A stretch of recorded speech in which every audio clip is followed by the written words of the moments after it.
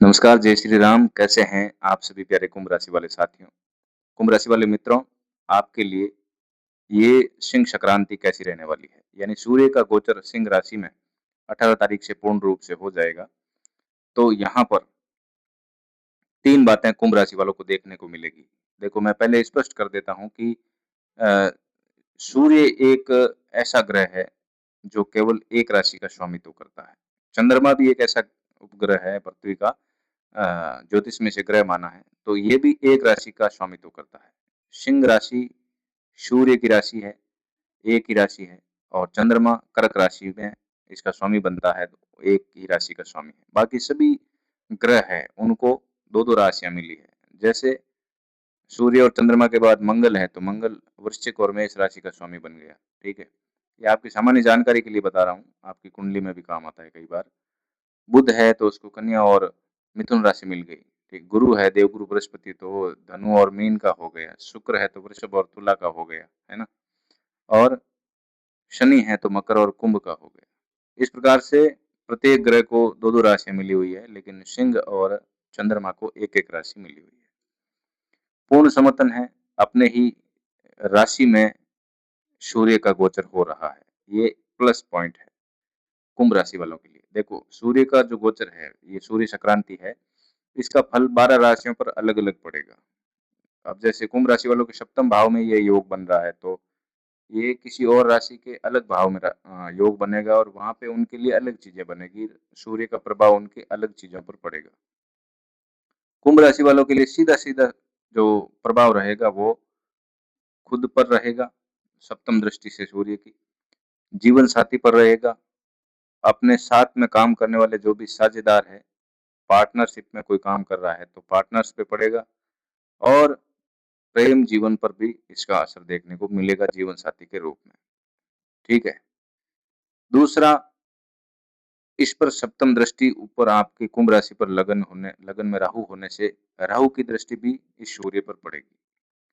तीसरी बात मैं कर रहा था कि सूर्य किसके साथ है, तो आपके पहले से ही सप्तम भाव में केतु विराजमान है कुंभ राशि वालों के, तो सूर्य केतु के साथ में बैठ रहा है अपनी राशि में। सूर्य पूर्ण प्रभाव में है, सूर्य का फल पूर्ण प्रभाव में है, लेकिन वो केतु के साथ मिल करके है।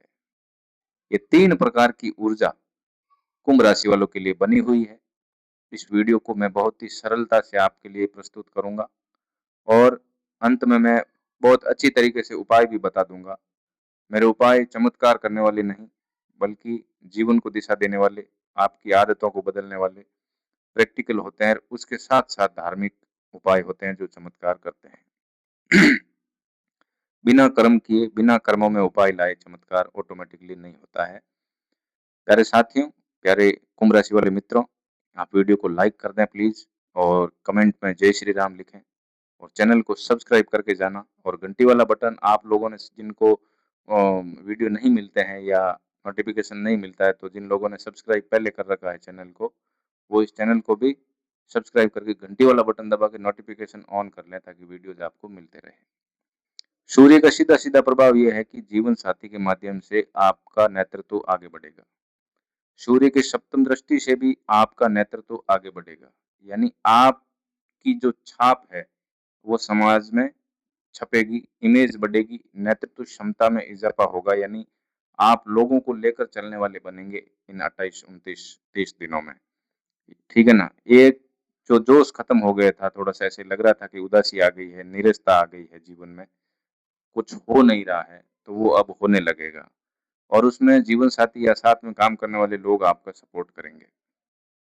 ठीक है ना? सूर्य पिता का कारक है, तो पिता से संबंध जो है उसमें अब सुधरेंगे, बिगड़ेंगे मैं आगे बताऊँगा, लेकिन पिता और पुत्र, पिता और पुत्री या पिता तुल्य लोग या बड़े-बुजुर्ग लोग हैं, उनके साथ आपकी बातचीत होगी, व्यवहार होगा या जो भी एक्टिविटीज़ उनके बीच नहीं हो रही थी, वो आपकी एक्टिविटीज़ होना शुरू हो जाएगी, ठीक है?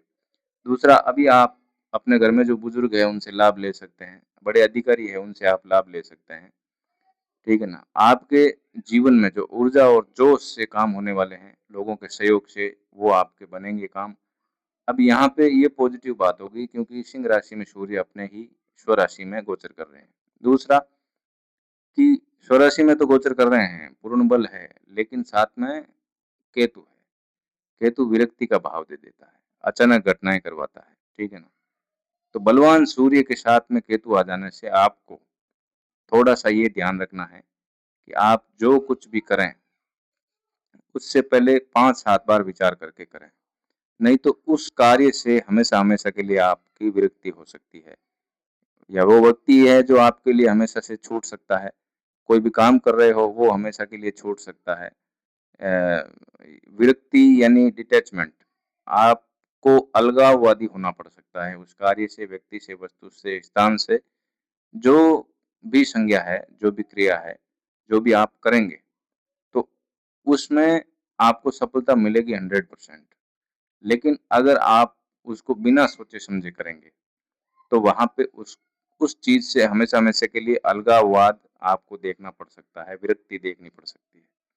ये कार्य से होगी, जीवन साथी के साथ में भी आपको देखने को मिल सकता है कि सिंह संक्रांति जब होती है, तो कुंभ राशि वालों के जीवन साथी के साथ में टर्म्स बहुत अच्छे बन जाते हैं। लेकिन जब केतु जैसे छाया ग्रह साथ में हैं, तो यहाँ पर आपको क्या है, थोड़ा वार्तालाप करते समय आपको ध्यान रखना चाहिए, जो बातचीत हो रही है, उस बातचीत के पीछे का अर्थ क्या है? अगर ये आप ज्ञात नहीं करोगे और बिना उस बात को समझते हुए टर्म्स बनाओगे, बातचीत आगे बढ़ाओगे, तो वहाँ पे आपके कलह संभव है, वहाँ पे आपके टकराव संभव है और कुछ ऐसी परिस्थितियाँ भगवान ना करे बने, लेकिन यहाँ पे संकेत ये मिलता है कि अगर बातचीत में संतुलन नहीं रहा या एक-दूसरे के अर्थ को समझ करके क्योंकि यहाँ बातचीत जो होगी वो गूढ़ अर्थ के साथ, छुपे हुए अर्थ के साथ होगी। रहस्यात्मक तरीके से बातचीत होगी 1 महीने के लिए पार्टनर के साथ, जीवनसाथी के साथ या सास और तो वहाँ पे छुपे हुए भाव को समझकर बातचीत करनी होगी आपको और बहुत ही विनम्रता के साथ प्रेम से बात करनी होगी। अगर कोई मसला है तो उसको क्लियर करते हुए, केतु की परतें खोलते हुए आपको वहाँ पे साथ में काम करने वाले लोग और जीवन साथी के साथ, व्यापारिक साझेदारों के साथ काम बातचीत करनी पड़ेगी।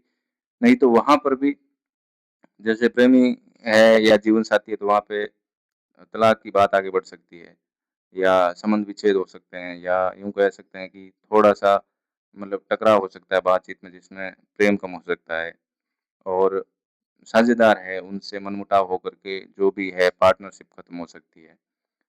तो यहाँ खेल सब वाणी का होगा इसके साथ-साथ क्योंकि बुध भी अभी अस्त है, वहाँ पे आप इमोशनली भी रहेंगे तो इमोशन में आकर के बिना गहराई से, बिना पीछे का भाव समझे अगर आप बातचीत को बढ़ावा देते हैं या टकराव की स्थिति में जाते हैं, तो वहाँ आपके 3 चीज़ें प्रभावित होगी बहुत ज़्यादा। जीवन साथी, पार्टनर, कोई भी साथ में काम करने वाला या साझेदार या आपके लिए जो संरक्षक है वो। तीसरी बात मैं कर रहा था कि यहाँ पे राहु की दृष्टि पड़ रही है, ठीक है ना? और यहाँ से आपके लगन भाव पर भी दृष्टि पड़ रही है।